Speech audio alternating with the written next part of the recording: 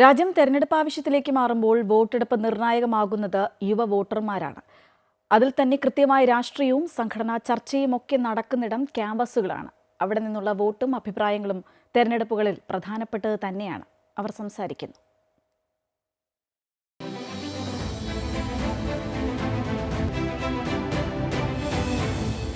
തെരഞ്ഞെടുപ്പ് കമ്മീഷന്റെ ഔദ്യോഗിക കണക്ക് പ്രകാരം സംസ്ഥാനത്ത് ആകെയുള്ളത് 2,72,80,160 വോട്ടർമാർ.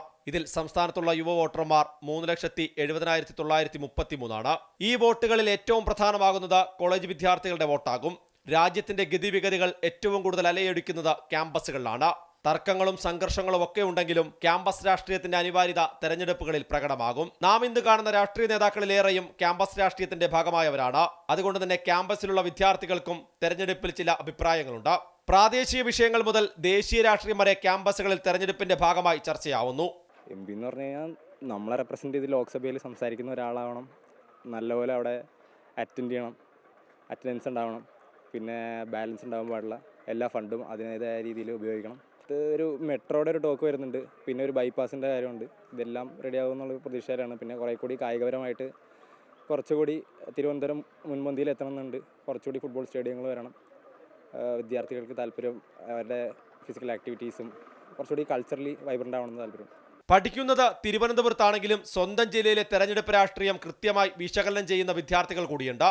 സംസ്ഥാനത്തെ നിലവിലെ രാഷ്ട്രീയ സാഹചര്യങ്ങൾ തെരഞ്ഞെടുപ്പിൽ നിർണായകമെന്നാണ് അത്തരം വിദ്യാർത്ഥികൾ പറയുന്നത്. തൃശൂരിൽ സ്ഥാനാർത്ഥി മാറിയാലും UDF-നും മുരളീധരനും വിജയം ഉറപ്പാകുമെന്ന് തൃശ്ശൂരുകാരന്റെ പക്ഷം. TN പ്രതാപനെ മാറ്റി അവിടെ മുരളീധരനെ വെച്ചപ്പോൾ തന്നെ ഒരു ഓളം വന്നിട്ടുണ്ട്. പിന്നെ അത്യാവശ്യം നല്ല ടൈറ്റ് കോമ്പറ്റീഷനാണ്. 3 പേരും കുറേ പേരൊക്കെ ജനഹൃദയങ്ങളിൽ ഇടം നേടിയവരാണ്. ഇപ്പോൾ സുരേഷ് ഗോപിയുടെ 3 വട്ടം വന്ന് നിന്നിട്ട് അത്യാവശ്യം നല്ല പുരോഗമനമുണ്ട് എല്ലാവർക്കും.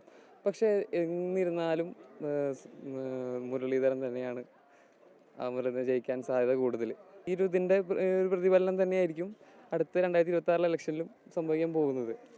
പൊതുവൊരു ചെറിയൊരു വിരുദ്ധതയുണ്ടല്ലോ. അപ്പോൾ അത് എന്തായാലും ഇതിൽ കാണുന്നതാണ്. ഈ ഒരു ഇലക്ഷനിൽ വ്യക്തമാകുന്നതാണെന്ന് എനിക്ക് തോന്നുന്നു. സംസ്ഥാന സർക്കാരിന് നയങ്ങളൊക്കെ ഉണ്ടല്ലോ, സ്വാഭാവികമായിട്ട് പെൻഷൻ അടക്കമുള്ള പ്രശ്നങ്ങൾ അതൊക്കെ ഇതാവുന്നത് പ്രതീക്ഷിക്കുന്നുണ്ടോ യുവാക്കൾ? പ്രശ്നങ്ങളുണ്ട്. ഇപ്പോൾ നമുക്ക് തന്നെ ഈ ഗ്രാൻസ് നമുക്ക് കിട്ടിയിട്ടില്ല. നമുക്ക് ഇതുവരെ അതിൻ്റെ ഒരു ഇപ്പോൾ MCM അത് കേന്ദ്ര സർക്കാരിൻ്റെ MCM നമുക്ക് കിട്ടിയിട്ടില്ല. അതേപോലെ തന്നെ ഈ ഗ്രാൻസ് എത്രയോ വിദ്യാർത്ഥികളോട് പഠിക്കുന്ന SC ST വിദ്യാർത്ഥികൾക്കൊന്നും ഈ ഗ്രാൻസ് ലഭിച്ചിട്ട് വർഷങ്ങളായി 2-3 വർഷങ്ങളായിട്ട് കിട്ടിയിട്ടില്ല. അതേപോലെ തന്നെ ക്ഷേമ പെൻഷൻ ഇപ്പോൾ 7ാമത്തെ മാസമാണിത്.